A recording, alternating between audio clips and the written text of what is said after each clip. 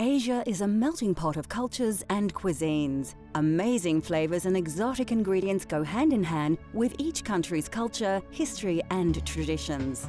With centuries of political and social change, the cuisine of Korea is no exception. Heavily influenced by Japan, China and even Europe, the evolution of Korean dishes has been a colourful one. Join us as we explore the cultural flavours of Korea.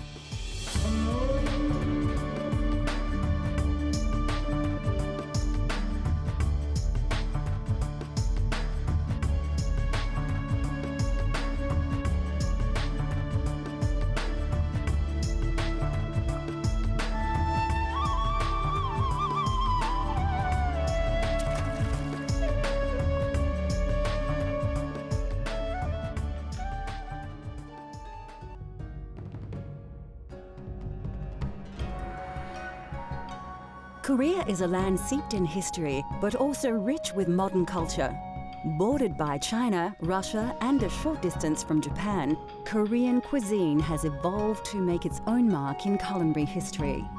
A lot of people asking me the food is what's Korean food? Okay, a lot of people know about the barbecue, and Korean barbecue is wall and bibimbap and all those things.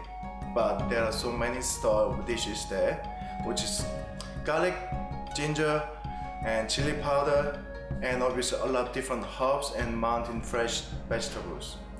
I can't explain everything right now, everything all up, but the basic thing is we're using mainly ginger, garlic, soy sauce, and chili powder, sesame oil. That's the main thing we're using every single meal.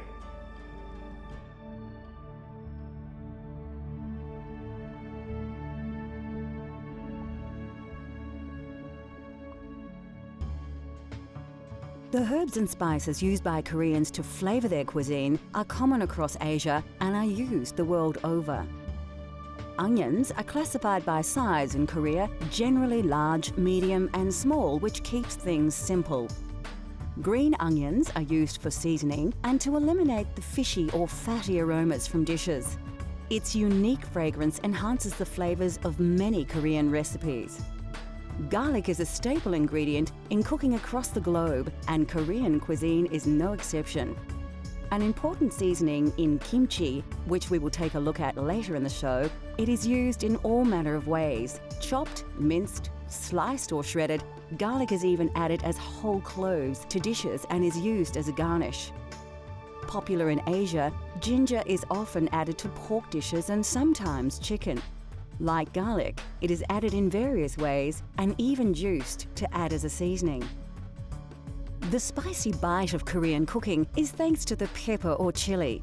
Used in 3 distinct ways, as a paste, dried, or less often as a standalone ingredient. Ground pepper is made from dried red peppers and again is classified by the coarseness of grind. It is also sorted into intensity with strong, medium and mild. Red pepper paste is made from using the fine or medium ground red peppers and is used in stews, soups, fried foods, salad, grills and sauces.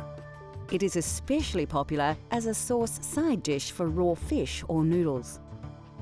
Black pepper is used mainly in meat dishes with its strong spicy taste.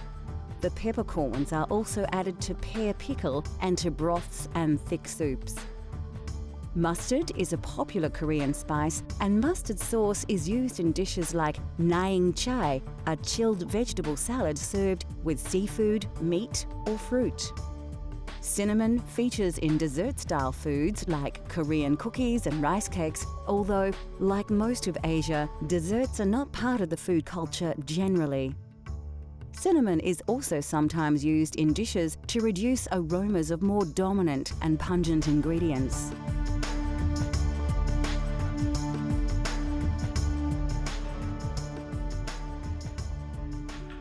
A Korean pancake is easy to make and always very popular.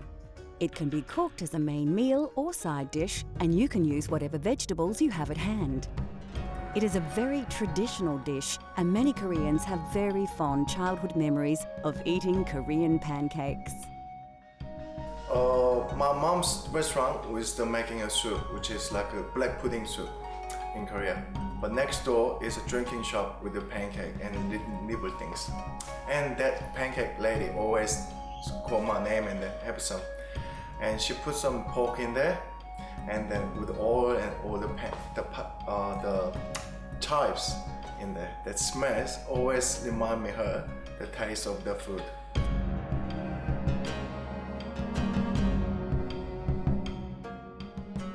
Today, we will prepare a green onion pancake using a selection of onions as well as numerous vegetables which are currently in season.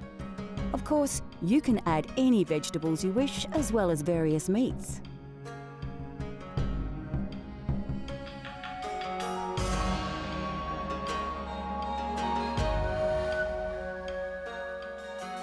You will also need a few ingredients in order to make the dough.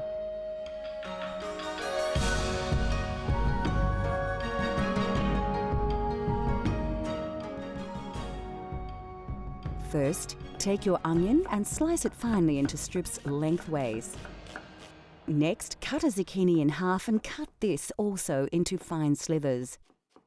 Do the same with a peeled carrot. Put all your julienne vegetables to one side to use later. Take one spring onion and chop it finely up to its green leafy end. Grab some chives and cut these into lengths of about 3 centimetres. Now we can begin to prepare our dough. Put the vegetables to one side and grab a large mixing bowl. First, add around 95 grams of wheat flour and around 30 grams or 1 tablespoon of glutinous rice powder. Pour some of the water from 1 cup, add a dash of salt, and then mix the ingredients together with a fork. Take an egg and separate its yolk from the white. Add the yolk to the mixture and mix the ingredients together with your fork. Keep the white in a cup for later. Now is the time to add your vegetables. Grab your sliced onion, zucchini and carrot and place them in the mixing bowl with the dough mixture. Then add the green onion and chives and mix everything together well so that the mixture covers all the vegetables evenly. Place the egg white into a mixing bowl along with the whites from 2 more eggs and whisk well. You may like to use an electric whisk if you have one. Continue whisking until your whites are light and fluffy.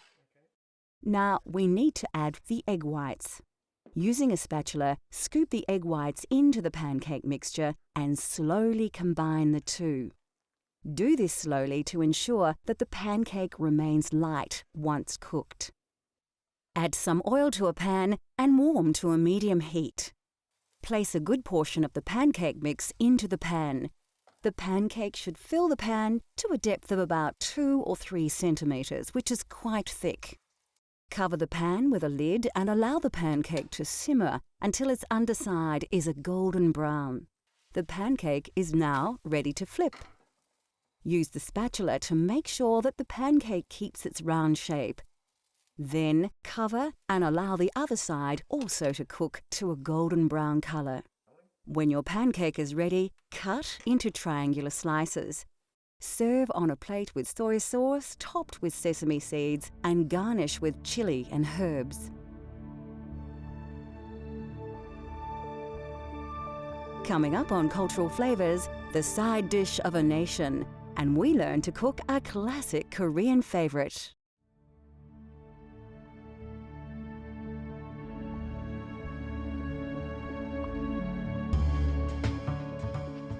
Across Korea, there is one dish so popular, so entrenched, it is eaten everywhere.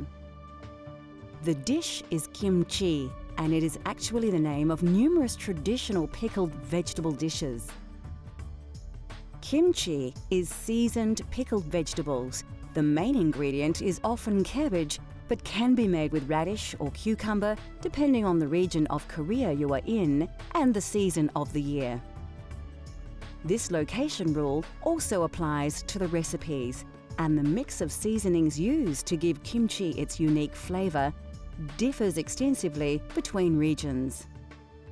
Some parts of Korea use fresh fish or oysters in their kimchi seasoning, while other areas are fond of hot chili. Also, the texture of kimchi may change between regions. Kimchi from the north often is less salty and more watery in consistency, whereas the southern style is more likely to be more spicy, thicker, and often a fermented fish or shrimp sauce is used to flavour the pickle. Kimchi is also made with other variations. Again, a regional influence. Some are sweet, while others prefer a savoury flavour. And of course, the seasons were a major influence on the preparation of kimchi, and the vegetables of the seasons were used. Even now, with the advent of modern refrigeration, the people of Korea still eat kimchi to the season.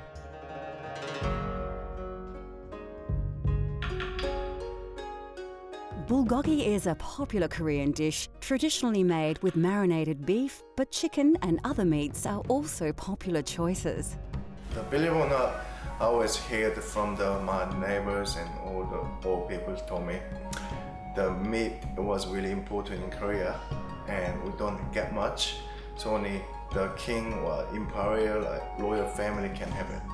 Or unless we have a big celebration like the 4th of January and things like that, and you're born, even your birthday, we can have a thick cereal soup with a tiny bit of meat in there. We don't get much.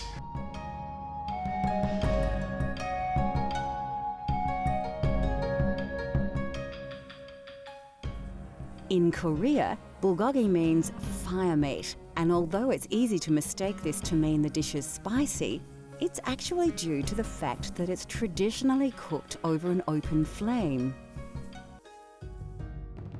Bulgogi is a delicious and easy to prepare dish that can be served as either an entree or a main course. You'll need a few ingredients to make bulgogi, most of which are readily available. Ensure you select a good cut of beef, as it is central to the dish and therefore essential that it is not too fatty or tough. Sugar syrup, rice wine and soy sauce will all help to create a rich and tasty marinade for your meat. Today, our bulgogi will be eaten with fresh lettuce, plain boiled rice and a touch of chili paste.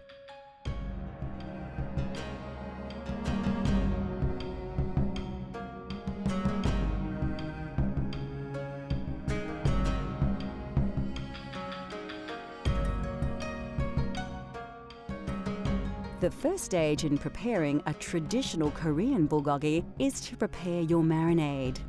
Start out by putting a small onion along with some ginger and crushed garlic into an electric blender. Then pour in some soy sauce, as well as a cup of rice wine and some sugar syrup to add some much needed sweetness to the mix. Now it's time to blend.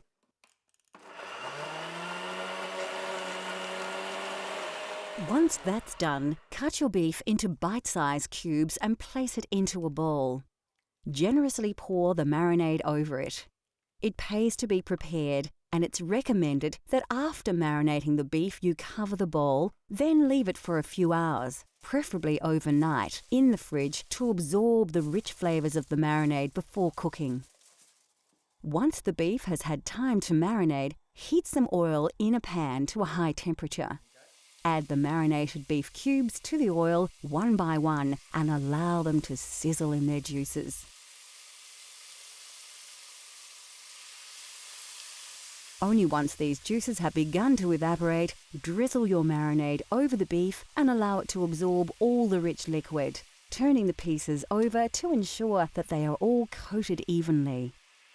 Once all the marinade has been absorbed, you are ready to proceed to the next stage of the recipe. In order to get the classic char-grilled look, heat a griddle pan to a high temperature, but do not add any oil. Place the marinated beef cubes into the pan and allow them to slightly blacken in places.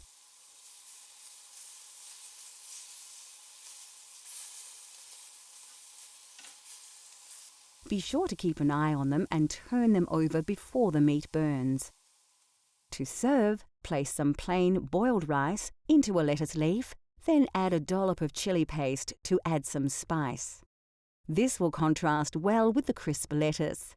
Finally, top with some of the beef you just prepared. Now wrap up the lettuce and enjoy. Bulgogi. Once the food of kings, this tasty treat can now be enjoyed by everyone at home. Next on Cultural Flavours, we prepare a tasty side dish bursting with flavours from the Far East.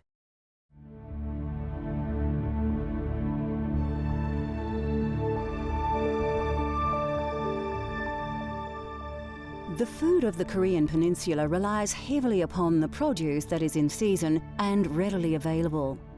Vegetables are central to the cuisine and they are cooked in a variety of ways, with pickling being by far the most popular.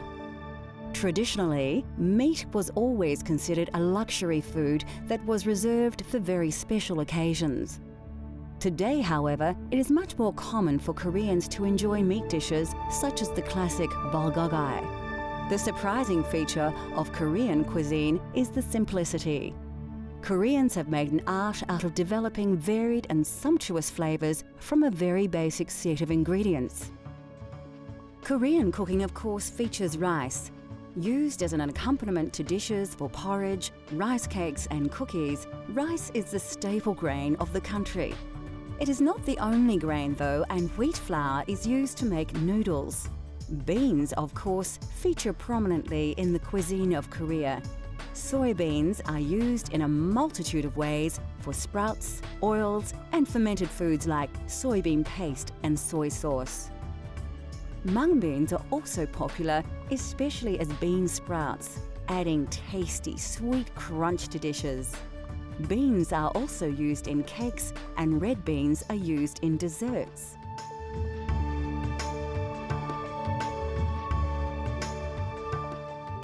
The humble potato is a staple in most countries thanks to travelling Europeans, and the Koreans use them in their cooking also.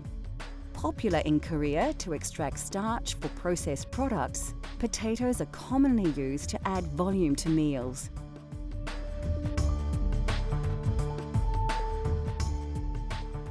The Korean diet is rich in vegetables.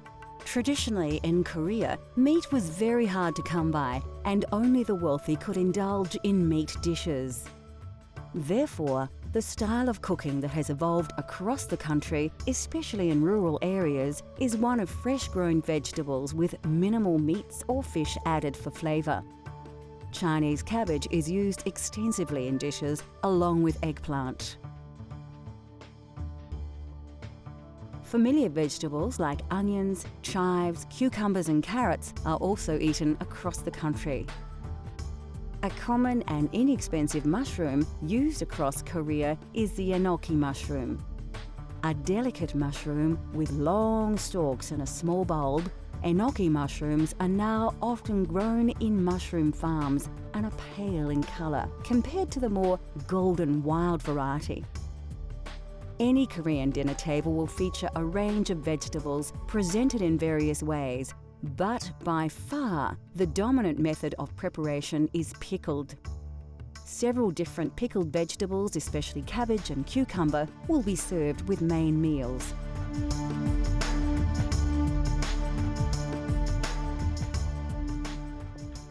Koreans enjoy a wide range of between 20 and 30 different vegetables, which are often served as side dishes to accompany the main meal.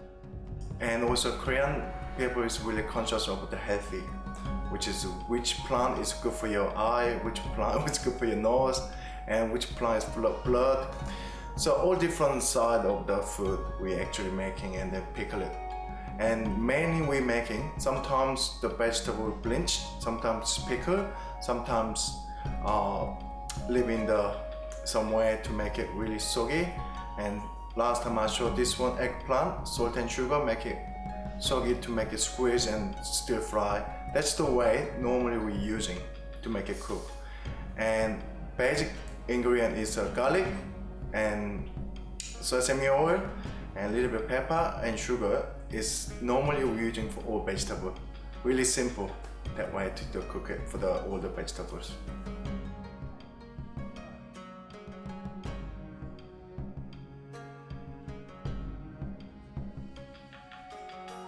We will now prepare a typical side dish with eggplant, a very popular vegetable on the Korean peninsula. For this recipe, you will need just a few very simple ingredients, and this versatile dish can be served with most meals.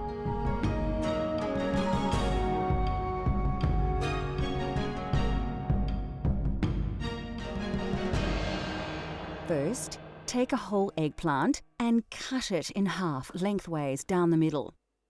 Now slice each half into long strips with a thickness of about 1 centimetre, and then turn your slices over and cut them in half again. Now take the long strips of eggplant and cut them in half once more. Take your eggplant and place it in a large mixing bowl. Now add about 1 teaspoon of plain white sugar and a pinch of salt to the bowl. With your hands, ensure that the salt and sugar coat the eggplant pieces well and evenly,